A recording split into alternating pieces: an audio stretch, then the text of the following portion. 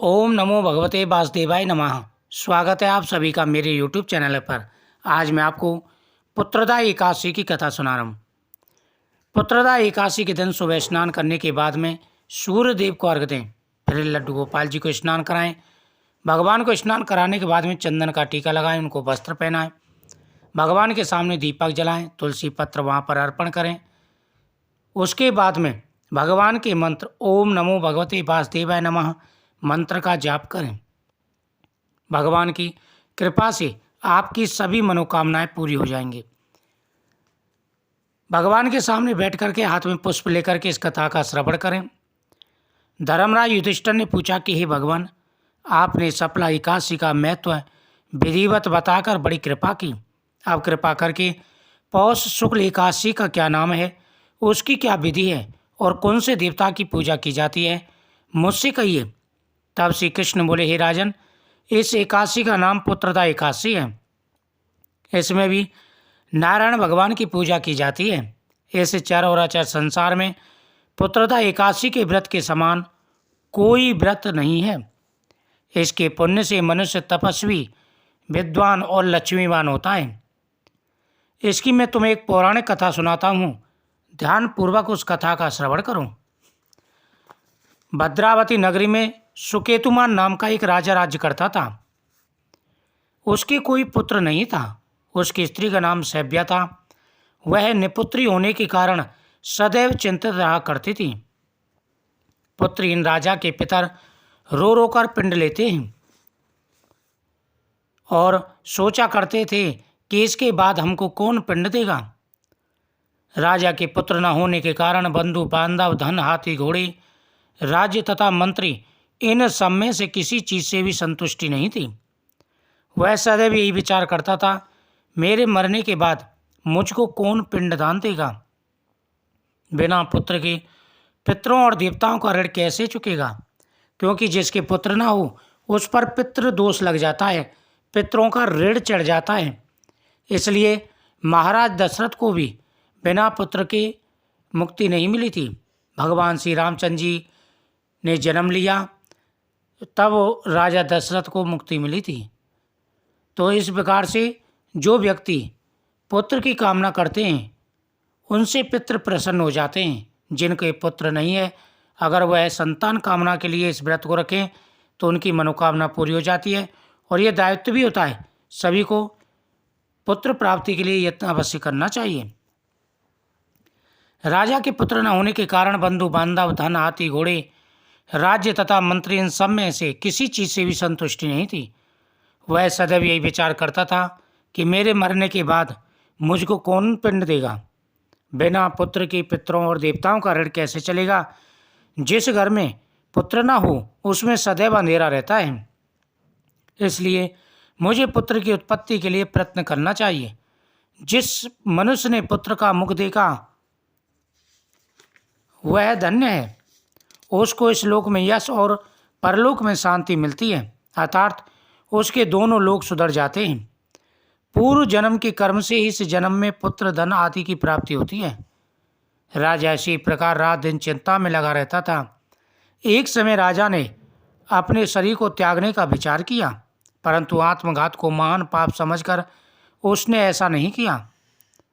एक दिन राजा ऐसा विचार करता हुआ अपने घोड़े पर चढ़कर वन में चल दिया और पशु व वृक्षों को देखने लगा।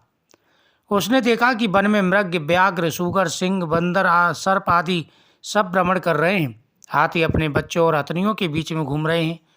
इस वन में कहीं गीदड़ अपने कर्कश स्वर में बोल रहे हैं, कहीं उल्लू ध्वनि कर रहे हैं।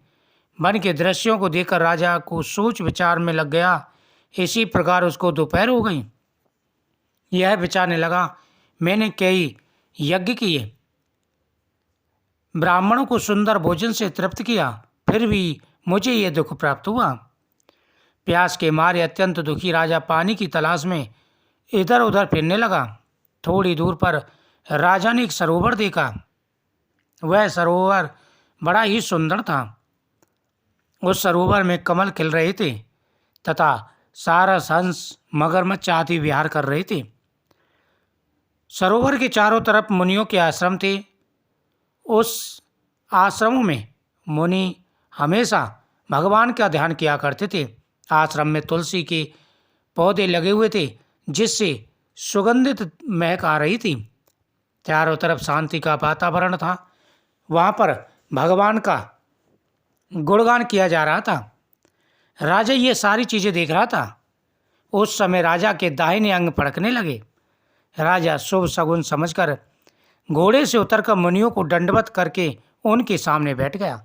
कहते हैं जब भी व्यक्ति का कोई अच्छा समय आता है, अच्छा काम होने वाला होता है, तो सीधे जो अंग होते हैं वह फड़कने लग जाते हैं। इसी प्रकार राजा के सीधे अंग भी फड़कने लग गए। राजा ने मन में विचार किया कि आज मेरा कोई ना कोई कार्य सिद्ध होने वाला है। जिस कामना के लिए मैं आया हूँ, जो भी मेरे मन में विचार हैं, मुझे इच्छा है पुत्र की, शायद वो इन ऋषियों के आशीर्वाद से अवश्य ही पूरी होगी। राजा को देखकर मुनियों ने कहा, हे राजन, हम तुमसे अत्यंत प्रसन्न हैं। तुम इस जगह पर कैसे आए हो, सो कहो। इस पर राजा ने उनसे पूछा, हे मुनीश्वरों, आप कौन हैं और किस लिए यहाँ पर आए हो। मुनि बोले, हे राजन, आज पुत्र की इच्छा रखने वाले को उत्तम संतान देने वाले पुत्रदा एकादशी है। हम लोग विश्वदेव हैं और इस सरोवर में स्नान करने के लिए आए हैं। राजा ने मन में विचार किया कि आज मेरा बड़ा भाग्य है, और यही प्रश्न उन्होंने ऋषि वरों से कहा। इस पर राजा बोला, हे मुनीश्वरों, मेरे भी कोई पुत्र नहीं है। यदि आप मुझ पर प्रसन्न हो तो एक पुत्र प्राप्ति का वरदान दीजिए। मुनि बोले, हे राजन, आज पुत्रदा एकादशी है, आप इसका व्रत करें। भगवान की कृपा से आपके अवश्य ही पुत्र की प्राप्ति होगी। मुनि के वचनों के अनुसार राजा ने उस दिन एकादशी का व्रत किया और द्वादशी को उसने पारायण किया और मुनियों को प्रणाम करके अपने महल को वापस चला आया। अंत में रानी ने गर्भ को धारण किया और 9 माह के पश्चात उसके एक उत्तम पुत्र रत्न पैदा हुआ। वह राजकुमार बड़ा होकर अत्यंत वीर, धनवान, यशस्वी और प्रजापालक हुआ। भगवान श्री कृष्ण कहते हैं कि हे राजन, पुत्र प्राप्ति के लिए पुत्रदा एकादशी का व्रत अवश्य करना चाहिए। जो मनुष्य इस एकादशी का व्रत करते हैं और इस कथा का श्रवण करते हैं, उनकी मनोकामना पूरी हो जाती है। उन्हें हर प्रकार का सुख और वैभव प्राप्त होता है और अंत समय में वह बैकुंठ धाम को जाते हैं। सभी को प्रयत्नपूर्वक एकादशी का व्रत अवश्य करना चाहिए। इससे भगवान प्रसन्न होकर के मन वांछित फल प्रदान करते हैं। वीडियो को शेयर करें, चैनल को सब्सक्राइब करें, कमेंट में ओम नमो भगवते वासुदेवाय नमः जरूर लिखें।